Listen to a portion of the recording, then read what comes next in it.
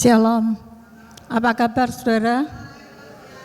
Luar biasa, Allah kita dahsyat. Puji Tuhan kalau saat sore hari ini kita bisa berjumpa kembali, kita berkumpul dan kita dapat bersama-sama menaikkan syukur kita kepada Tuhan. Bahkan kita akan mendengarkan firman Allah, karena di dalam firman Tuhanlah kita ada satu kekuatan yang luar biasa dalam hidup kita. Firman Tuhan pada saat sore hari ini saya beri tema tentang anugerah pengampunan. Kita akan baca Efesus pasal 2 ayat 8 sampai ayat 9.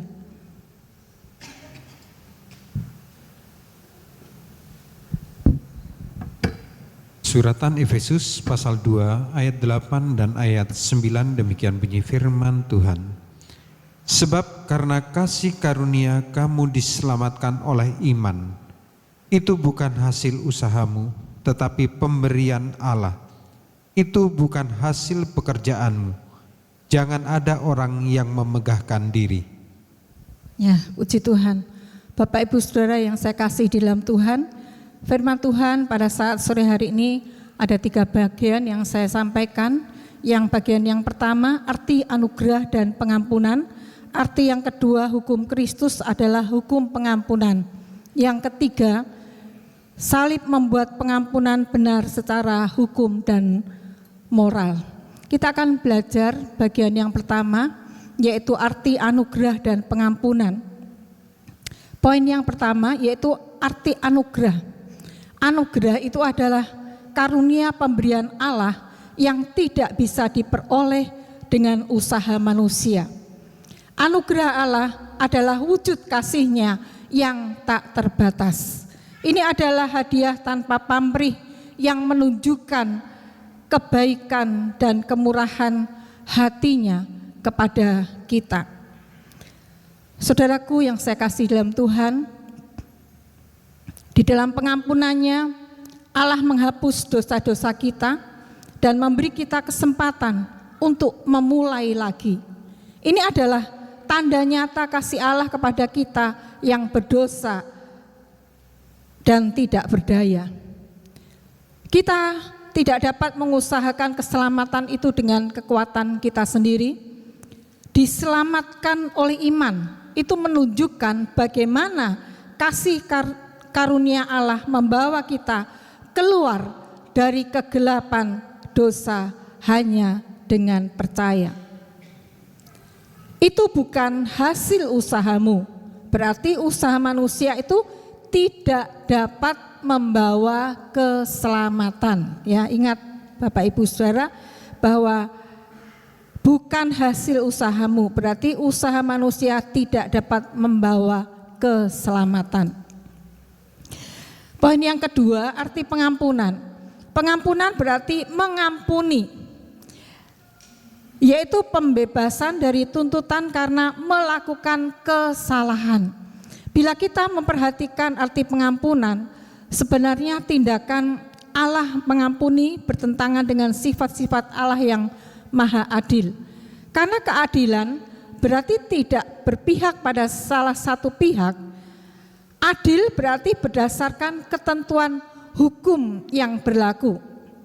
Karena itu berdasarkan keadilan dan hukum Allah, orang yang bersalah harus dihukum. Saudaraku yang saya kasih di dalam Tuhan,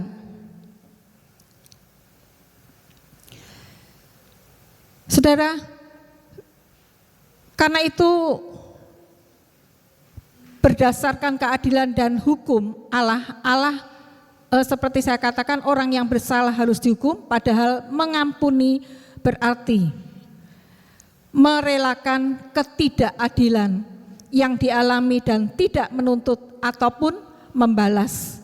Karena itu kita perlu mempelajari arti kedua hal tersebut dan menjelaskan kontradiksi tersebut. Bagaimana menurut firman Allah artinya, alasannya dan penerapannya supaya kita mengerti dengan benar. Bila kita hanya berbicara mengampuni, maka segala sesuatu memang tampak sangat indah dan menyejukkan hati. Tetapi hal tersebut hanya benar secara sepihak saja, padahal benar berarti harus benar secara keseluruhannya.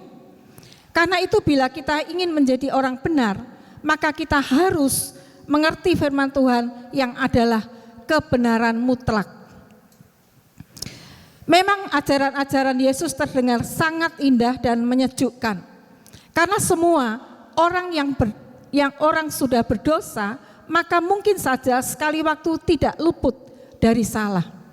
Sehingga kalau kita atau saudara kita kedapatan berbuat salah, maka dengan adanya hukum kasih yang menyejukkan tersebut tentu akan terluput dari hukuman.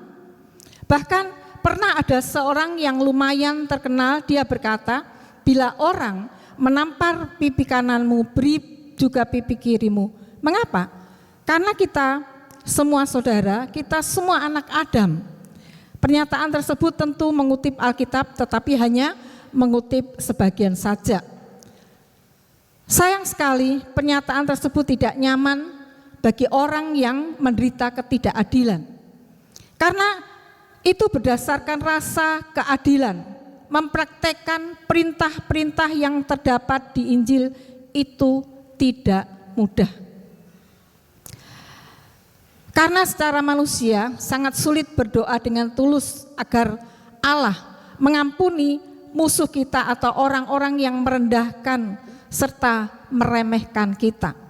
Bapak Ibu Saudara yang saya kasih dalam Tuhan, yaitu seperti yang diajarkan oleh firman Tuhan yang terdapat dalam Matius 5 ayat 44, di sana dikatakan, berdoalah bagi mereka yang menganiaya kamu. Saudaraku yang saya kasih dalam Tuhan. Dan kemudian kita akan maju poin yang ketiga, pengampunan dan keadilan adalah hukum Taurat. Jadi ketika Musa menerima hukum Taurat dari Allah, Allah selalu menekankan bahwa hukum itu berlaku untuk selama-lamanya. Misalkan tentang hukum hari Sabat itu terdapat di dalam Imamat 23 ayat 21, di sana ada hari raya, ketetapan untuk selama-lamanya, ya. Karena itu semua yang ada di hukum Taurat itu tidak dapat diabaikan karena berlaku untuk selama-lamanya. Keadilan harus ditegakkan. Orang yang berbuat salah harus dihukum. Kita akan baca Ulangan 19 ayat 21.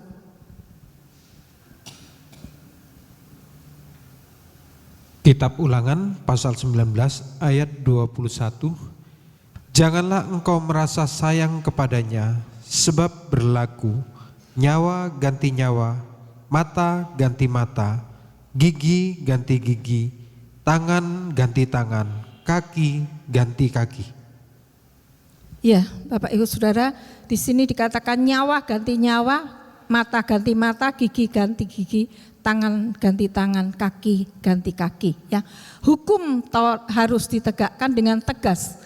Karena kalau orang yang berbuat jahat dibiarkan tidak dihukum, maka orang lain pun akan meniru-niru melakukan kejahatan sehingga terjadi hukum rimba. Karena itu dengan ditegakkannya hukum keadilan dan menghapuskan yang jahat dari tengah-tengah masyarakat, maka orang lain akan mendengar dan menjadi takut, ya, sehingga mereka tidak akan melakukan lagi perbuatan-perbuatan jahat itu. Itu juga terdapat dalam Ulangan 19 ayat 19 sampai ayat 20, tidak usah dibaca, ya.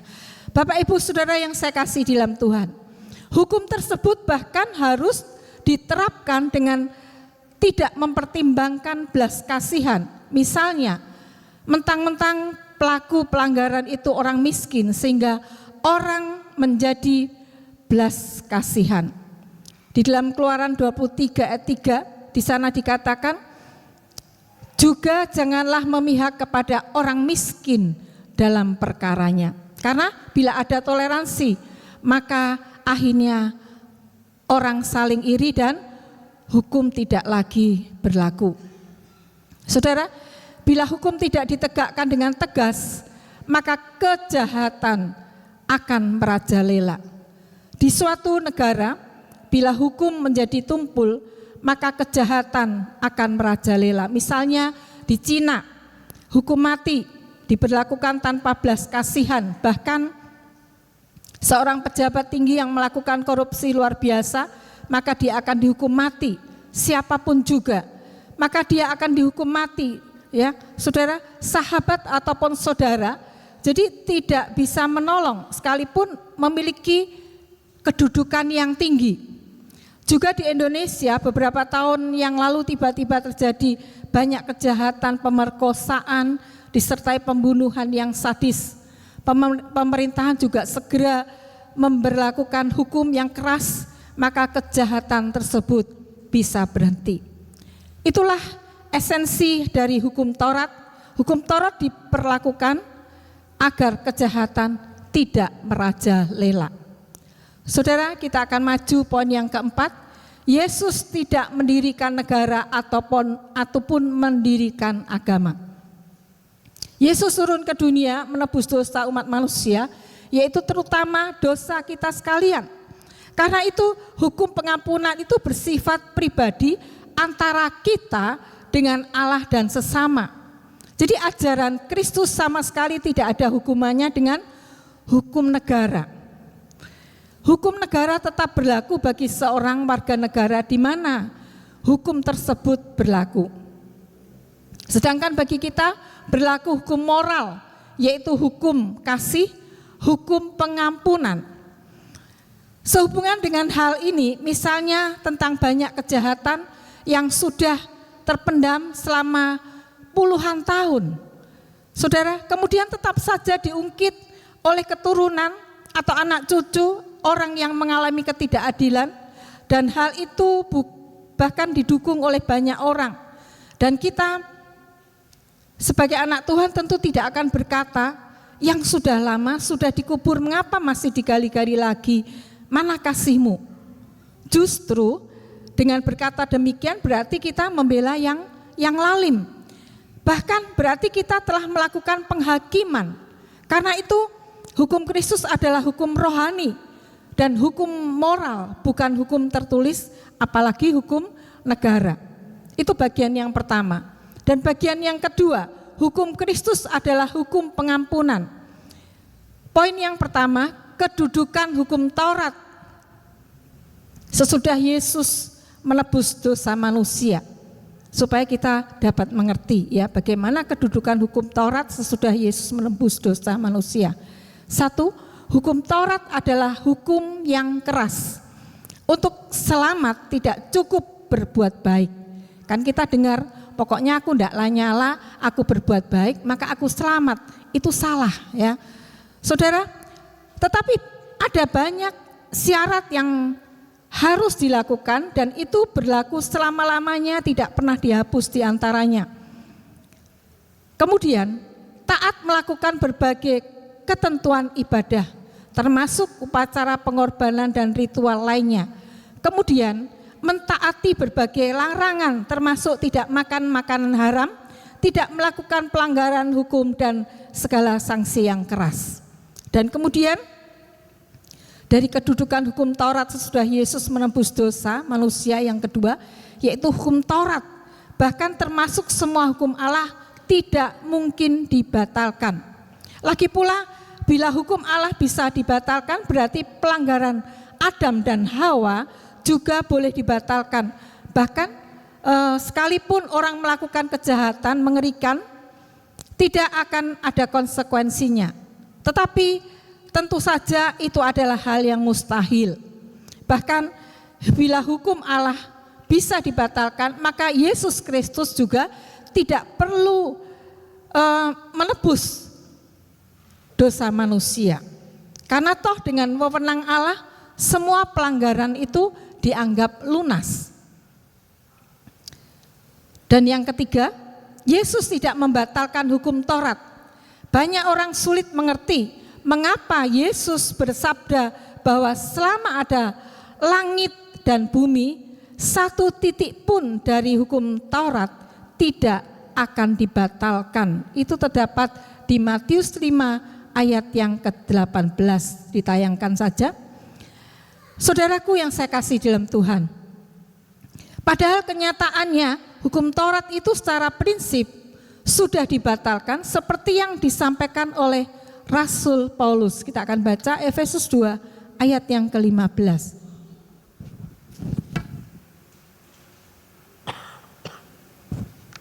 Suratan Efesus pasal 2 ayat yang ke-15. Sebab dengan matinya sebagai manusia, ia telah membatalkan hukum Taurat dengan segala perintah dan ketentuannya untuk menciptakan keduanya menjadi satu manusia baru di dalam dirinya, dan dengan itu mengadakan damai sejahtera. Ya, Bapak Ibu Saudara yang saya kasih dalam Tuhan, karena itu kita perlu mempelajari hal tersebut, karena bila kita mengerti firman Tuhan dengan benar, maka hal-hal yang tampaknya rumit dapat dimengerti dengan jelas. Karena itu prinsipnya, yaitu Yesus tidak pernah membatalkan hukum Taurat, melainkan sebagai manusia Allah, Yesus menyediakan dirinya mati sebagai pengganti hukuman itu, bahkan turun ke alam maut, kemudian bangkit lagi dan naik ke surga. Beberapa hari lagi kita akan memperingati kenaikan Tuhan Yesus, ya. Saudara, dan kemudian yang keempat, pengampunan dosa bukan karena hukum Allah telah dibatalkan, tetapi karena dosa kita telah dibayar lunas di kayu salib. Sehingga dengan penebusan tersebut dosa kita telah disucikan, tetapi tentu saja khusus untuk kita yang percaya saja. Dan dengan penebusan oleh Kristus, maka hukum Taurat yang seharusnya berlaku selama-lamanya itu dibatalkan untuk kita yang percaya dan menerima percikan darah Kristus. Sebenarnya hukum Taurat itu adalah bayangan dari penebusan Kristus. Jadi ketika umat Israel mempersembahkan korban penghapus dosa dengan mengorbankan seekor lembu atau kambing, itu adalah lambang dari penebusan oleh Kristus.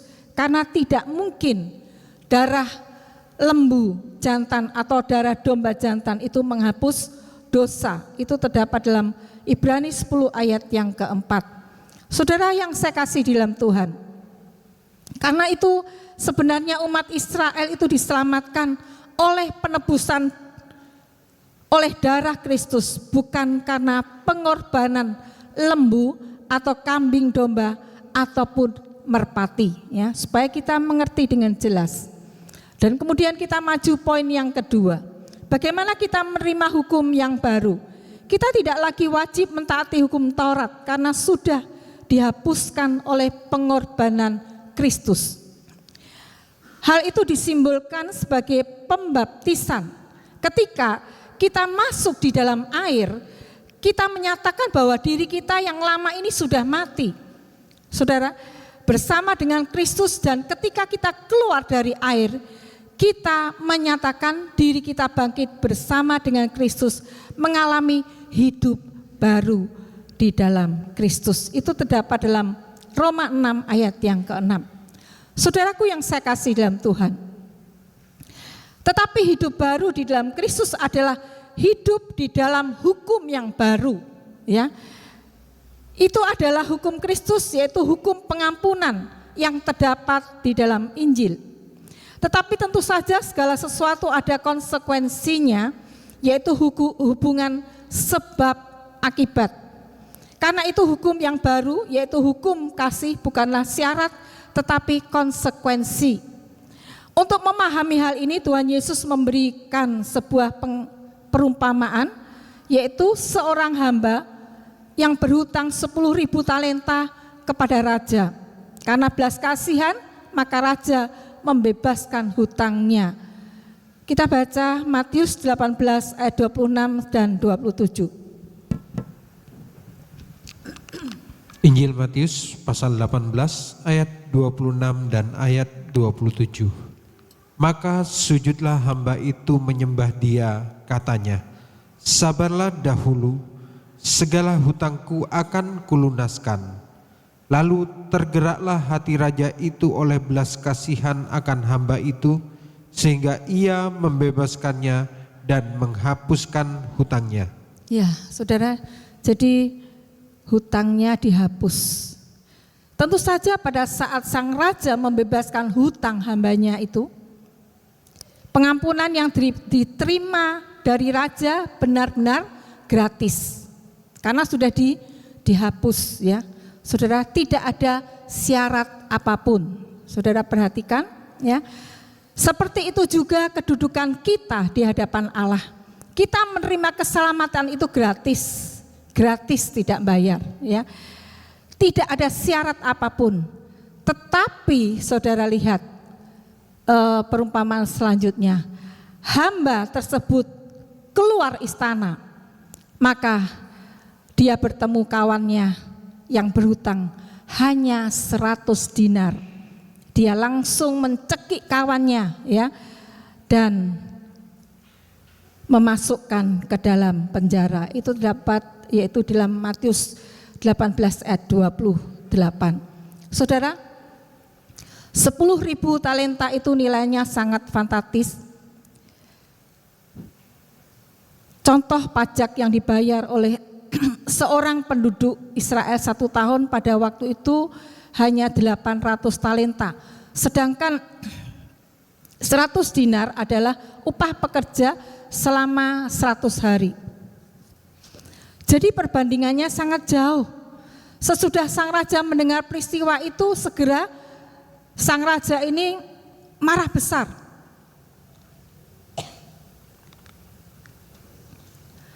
Raja langsung membatalkan anugerah pengampunan yang awalnya bebas diampuni. Maka raja langsung membatalkan pengampunan dan memasukkan hamba tersebut ke dalam penjara. Padahal waktu pembebasan hutang tidak ada persyaratan. Itu adalah sebuah contoh yang sangat indah bahwa segala sesuatu ada sebab akibatnya. Kita menerima anugerah pengampunan. Kita memang sangat mensyukuri hal tersebut, ya, saudara. Tetapi kita juga harus mengerti dengan jelas makna dari anugerah itu.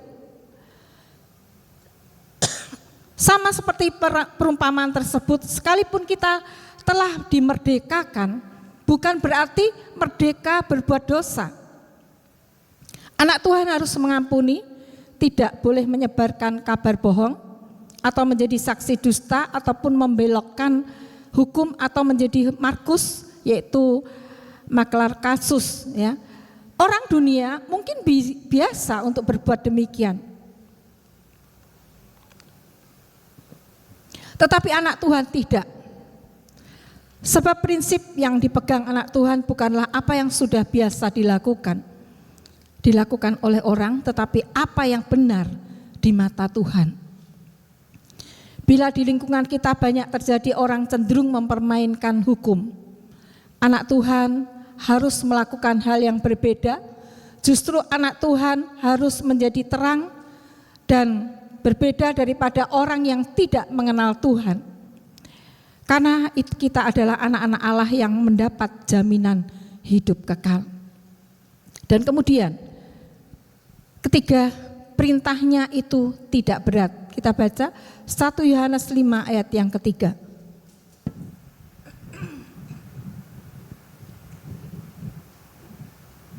Suratan 1 Yohanes pasal 5 ayat yang ketiga. Sebab inilah kasih kepada Allah, yaitu bahwa kita menuruti perintah-perintahnya.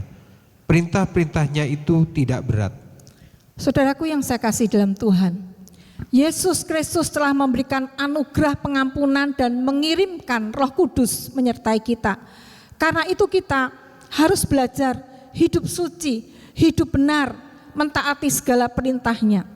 Tuhan Yesus telah memberi perintah yang baru kepada kita untuk kita taati, yaitu semua ajaran yang terdapat di Injil. Tetapi segala perintahnya itu tidak berat. Mengapa perintah-perintahnya itu tidak berat? Satu, karena kita tidak dibebani dengan berbagai macam ritual dan upacara pengorbanan dan banyak sekali peraturan lainnya, kita hanya harus jujur kepada hati nurani. Dan yang kedua, karena Roh Kudus menolong, menyertai dan memberi kita kekuatan. Yang ketiga, bahkan sekalipun kita melanggar perintah Tuhan dan berbuat dosa, kita masih tetap diampuni, dan tentu saja hal tersebut bukan berarti kita bebas berbuat dosa, tetapi kita dididik menjadi anak Tuhan yang rohaninya semakin dewasa sehingga kita tidak berbuat dosa lagi. Kita baca Yohanes 13 ayat yang ke-15.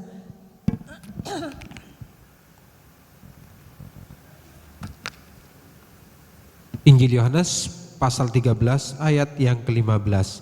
Sebab aku telah memberikan suatu teladan kepada kamu, supaya kamu juga berbuat sama seperti yang telah kuperbuat kepadamu. Ya, saudara, di sini ada satu kisah di sekitar Perang Dunia Kedua. Mungkin saudara juga pernah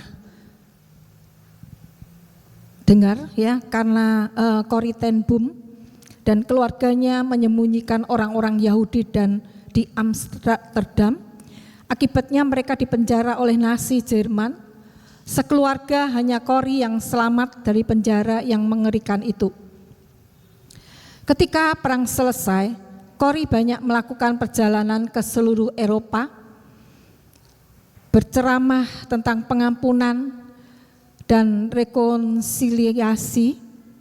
Dan kemudian suatu kali setelah selesai berceramah di Munich, Jerman, ada seorang dengan penuh rasa hormat datang menghampirinya, menyalaminya dan mengucapkan terima kasih atas ceramahnya. Dan kemudian Corrie ini dia berdiri kaku. Mengapa?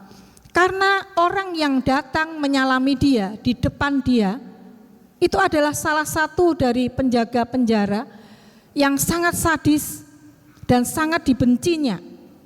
Corrie tidak akan pernah melupakan wajah orang ini.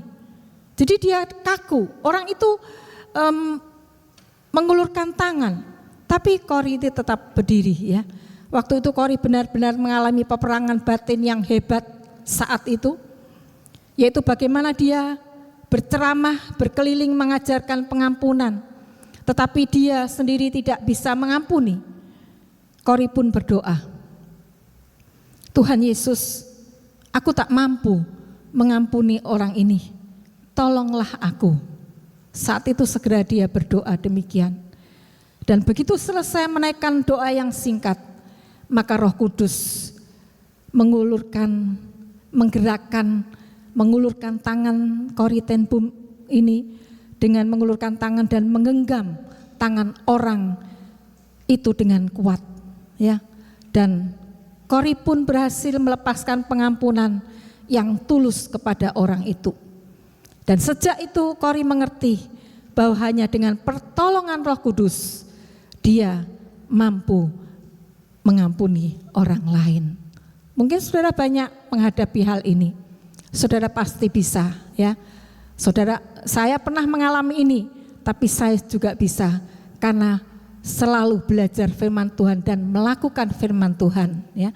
Saudaraku yang saya kasih dalam Tuhan, dan kemudian bagian yang ketiga, salib membuat pengampunan benar secara hukum dan moral. Poin yang pertama, pengampunan hanya mungkin oleh penebusan Kristus. Tanpa penebusan oleh darah Kristus, maka pengampunan adalah sesuatu yang bertentangan dengan keadilan. Tetapi Yesus Kristus telah menanggung dosa manusia.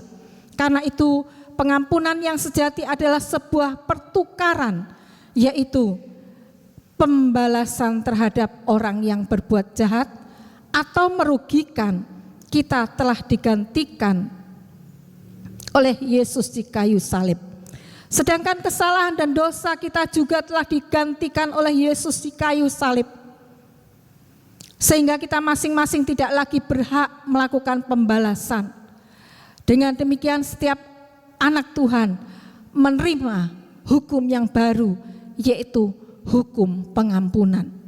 Karena itu salib Kristus telah membuat pengampunan dan keadilan dipertemukan.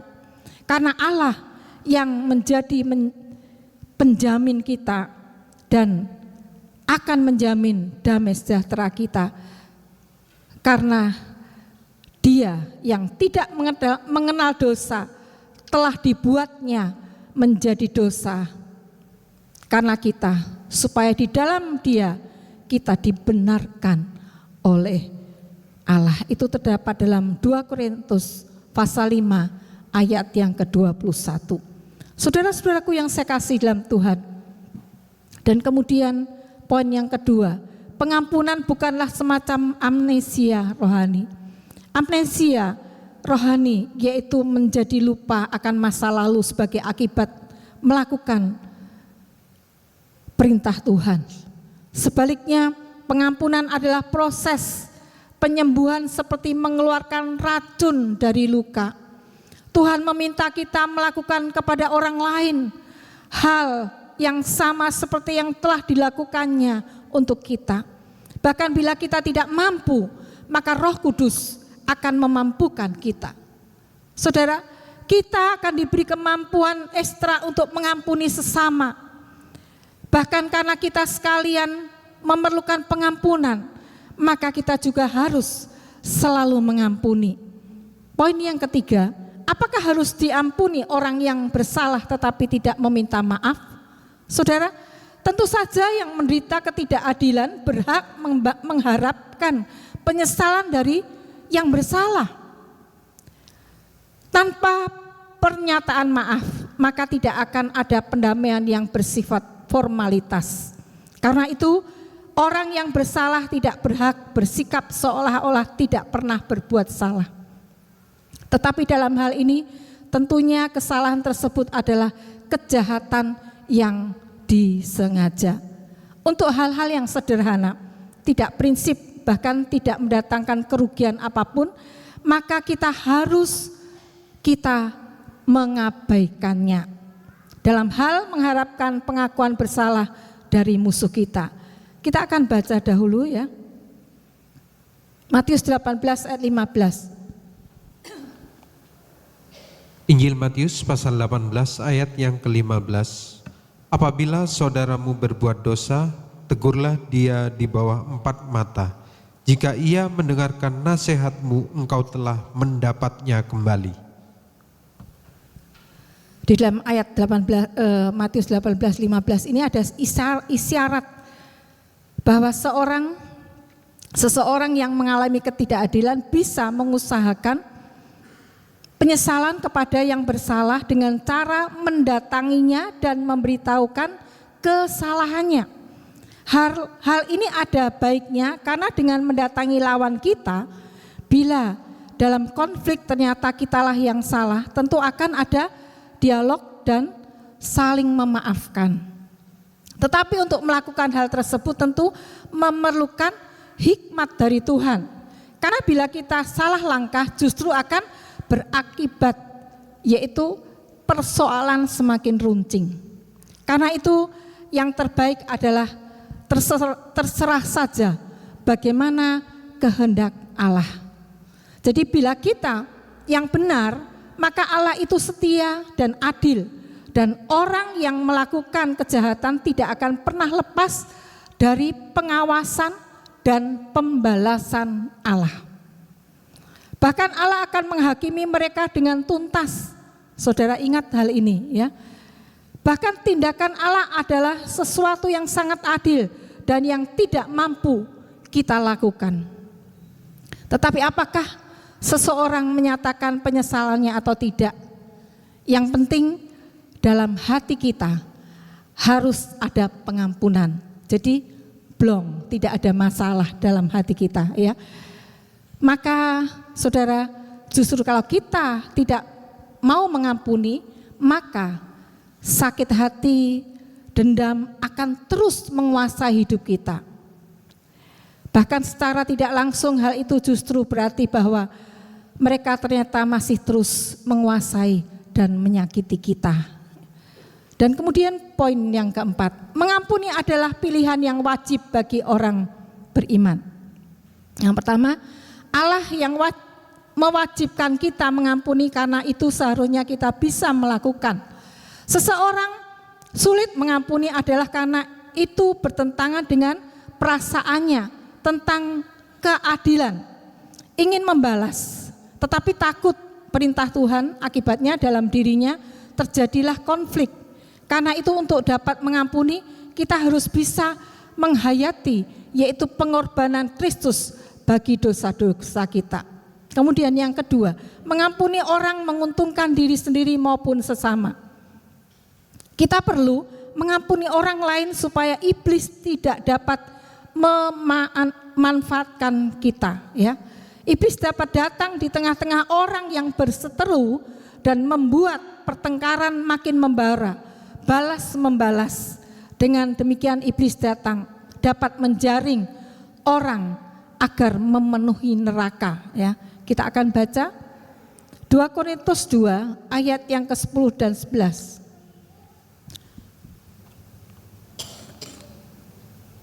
Suratan 2 Korintus pasal 2 ayat 10 dan ayat yang ke-11.